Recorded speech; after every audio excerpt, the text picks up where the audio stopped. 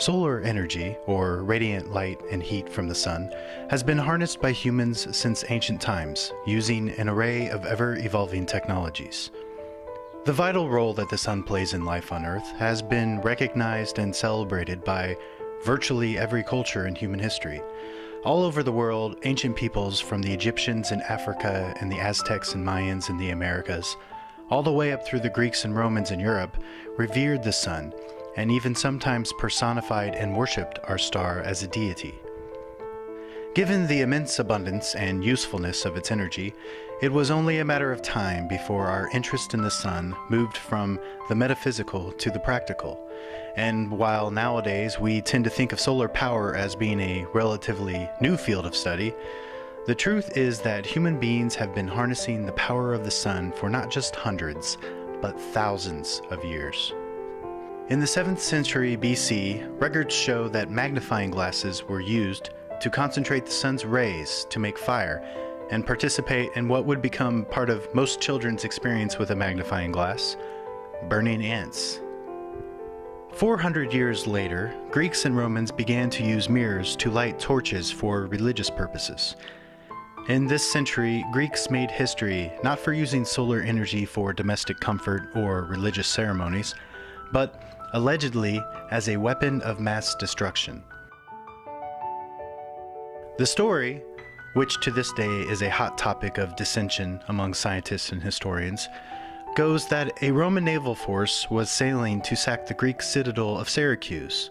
With the help of inventor Archimedes, the Greeks are reported to have used highly polished metal shields as mirrors to amplify and focus the rays of the sun, setting fire to the advancing Roman ships.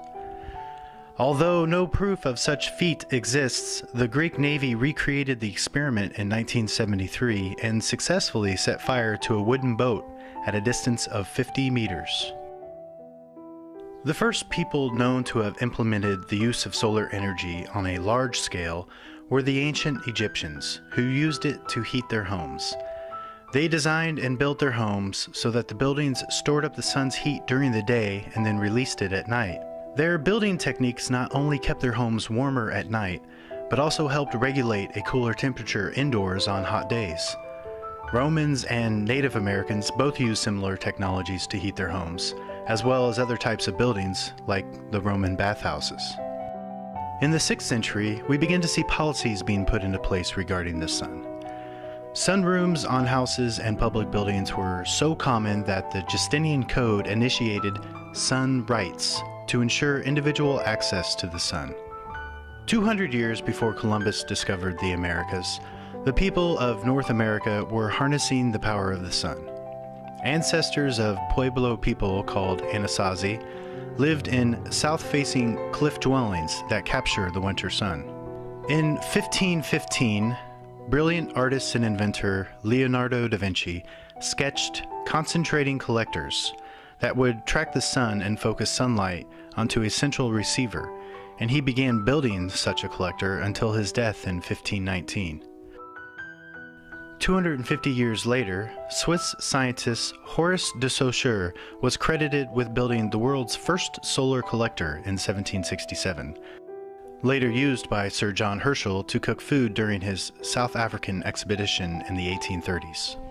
On September 27, 1816, Robert Stirling applied for a patent on his economizer at the Chancellery in Edinburgh, Scotland. By trade, Robert Stirling was actually a minister in the Church of Scotland, and he continued to give services until he was 86 years old. But in his spare time, he built heat engines in his home workshop. Lord Kelvin used one of the working models during some of his university classes. This engine was later used in the Dish-Stirling system, a solar thermal electric technology that concentrates the sun's thermal energy in order to produce power. 23 years later, in 1839, French scientist Edmond Becquerel discovers the photovoltaic effect while experimenting with an electrolytic cell made up of two metal electrodes placed in an electricity-conducting solution. Electricity generation increased when exposed to light.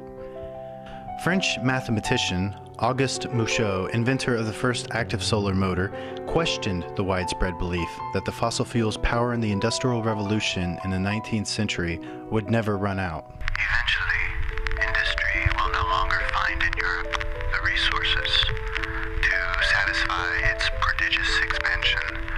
Coal will undoubtedly be used up. What will industry do then? Mouchot asked.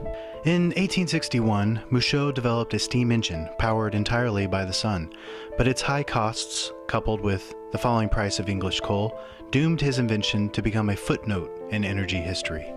Nevertheless, solar energy continued to intrigue and attract European scientists through the 19th century. Scientists developed large cone-shaped collectors that could boil ammonia to perform work like locomotion or refrigeration. France and England briefly hoped that solar energy could power their growing operations in the sunny colonies of Africa and East Asia. In the United States, Swedish-born John Ericsson led efforts to harness solar power. He designed the parabolic trough collector, a technology which functions more than 100 years later on the same basic design. Ericsson is best known for having conceived the USS Monitor, the armored ship integral to the U.S. Civil War. The last 30 years of the 19th century proved to have significant milestones in the historical development of solar technology. In 1873, Willoughby Smith discovered the photoconductivity of selenium. 3 years later, William Grills Adams and Richard Evans Day discovered that selenium produces electricity when exposed to light. Although selenium solar cells failed to convert enough sunlight to power electrical equipment, they proved that a solid material could change light into electricity without heat or moving parts. Samuel P. Langley invented the bolometer, which is used to measure light from the faintest stars and the sun's heat rays. It consists of a fine wire connected to an electric circuit. When radiation falls on the wire, it becomes slightly warmer. This increases the electrical resistance of the wire. Charles Fritz, American inventor, described the first solar cells made from selenium wafers in 1883. 4 years later, Heinrich Hertz discovered that ultraviolet light altered the lowest voltage capable of causing a spark to jump between two metal electrodes. In 1891, Baltimore inventor Clarence Kemp patented the first commercial solar water heater. Solar power could boast few major gains through the first half of the 20th century, though interest in a solar-powered civilization never completely disappeared. In fact, Albert Einstein was awarded the 1921 Nobel Prize in Physics, not for his theory of relativity, but for his research on the photoelectric effect, a phenomenon central to the generation of electricity through solar cells. In 1947, we began to see a shift back into the ancient knowledge of passively using energy of the sun. Passive solar buildings in the United States were in such demand as a result of scarce energy during the prolonged World War II that Libby Owens Ford Glass Company published a book entitled Your Solar House, which profiled 49 of the nation's greatest solar architects. In 1953, Bell Laboratories, now AT&T Labs, scientists Gerald Pearson, Darrell Chapin, and Calvin Fuller developed the first silicon solar cell capable of generating a measurable electric current. The New York Times reported the discovery as the beginning of a new era, leading eventually to the realization of harnessing the almost limitless energy of the sun for the uses of civilization. In 1956, solar photovoltaic PV cells were far from economically practical. Electricity from solar cells ran about $300 per watt. For comparison, current market rates for a watt of solar PV can be found as low as $1 per watt. Around the same time, architect Frank Bridgers designed the world's first commercial office building using solar water heating and passive design. This solar system has been continuously operating since that time, and the Bridgers-Paxson building is now in the National Historic Register as the world's first solar-heated office building. The space race of the 1950s and 60s gave modest opportunity for progress in solar, but numerous satellites and crafts used solar panels for electricity. In 1963, Japan installed a 242-watt photovoltaic array on a lighthouse, the world's largest array at the time. It was not until October 17, 1973, that solar leapt into prominence in energy research in the United States. The Arab oil embargo demonstrated the degree to which the Western economy depended upon a cheap and reliable flow of oil. As oil prices nearly doubled overnight, leaders became desperate to find a means of reducing this dependence. In addition to increasing automobile fuel economy standards and diversifying energy sources, the U.S. government invested heavily in the solar electric cell that Bell Laboratories had produced with such promise 20 years prior. The hope in the 1970s was that through massive investment in subsidies and research, solar photovoltaic costs could drop precipitously and eventually become competitive with fossil fuels. In 1981, Paul MacCready builds the first solar-powered aircraft, the Solar Challenger, and flies it from France to England across the English Channel. The aircraft had over 16,000 solar cells mounted on its wings, which produced 3,000 watts of power. In 1982, worldwide photovoltaic production exceeded 9.3 megawatts, with the first photovoltaic megawatt-scale power station going online in Hesperia, California.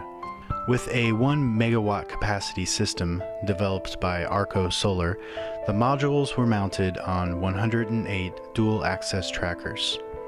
That same year, Volkswagen of Germany began testing photovoltaic arrays mounted on the roofs of Dacia station wagons, generating 160 watts for the ignition system. Australian Hans Tholstrup drove the first solar-powered car, the Quiet Achiever, almost 2,800 miles between Sydney and Perth in 20 days, 10 days faster than the first gasoline-powered car to do so. Tholstrup is the founder of the World Solar Challenge in Australia, which is considered to be the world championship of solar car racing. In 1991, President George Bush redesignated the U.S. Department of Energy's Solar Energy Research Institute as the National Renewable Energy Laboratory, NREL. In the 1990s, the reality was that the costs of solar energy had dropped as predicted, but costs of fossil fuels had also dropped. Solar was competing with a falling baseline. This, however, did not deter innovation and invention. In 1998, Subhendu Guha, a noted scientist for his pioneering work in amorphous silicon, led the invention of flexible solar shingles, a roofing material and state-of-the-art technology for converting sunlight to electricity on the rooftops of homes. In 1999, construction was completed on 4 Times Square, the tallest skyscraper built in the 1990s in New York City. It incorporates more energy-efficient building techniques than any other commercial skyscraper, and also includes building-integrated photovoltaic panels on the 37th through 43rd floors on the south and west-facing facades that produce a portion of the building's power. Huge PV market growth in Japan and Germany from the 1990s to the present re-energized the solar industry. In 2002, Japan installed 25,000 solar rooftops. Such large PV orders are creating economies of scale, thus steadily lowering costs. The PV market is currently growing at staggering rates, with the promise of continually decreasing costs. Meanwhile, solar thermal water heating is an increasingly cost-effective means of lowering gas and electricity demand. In recent years, Italy, the United Kingdom, Indonesia, France, Mexico, South Korea, Brazil, China, and the United States have all seen solar PV gain a foothold on a large scale as a viable, renewable source of alternative energy. As we've seen, the technologies have changed and improved for decades. Innovations and inventions have refined the technology while cost continues to fall. Still, The basics of solar thermal and photovoltaics have remained the same since the earliest conceptions. The future of the solar industry is much like that of the sun's energy, limitless and abundant. Review the provided resources and take the History of Solar Energy quiz. This will conclude the course SPV 101E, Introduction to Solar Energy.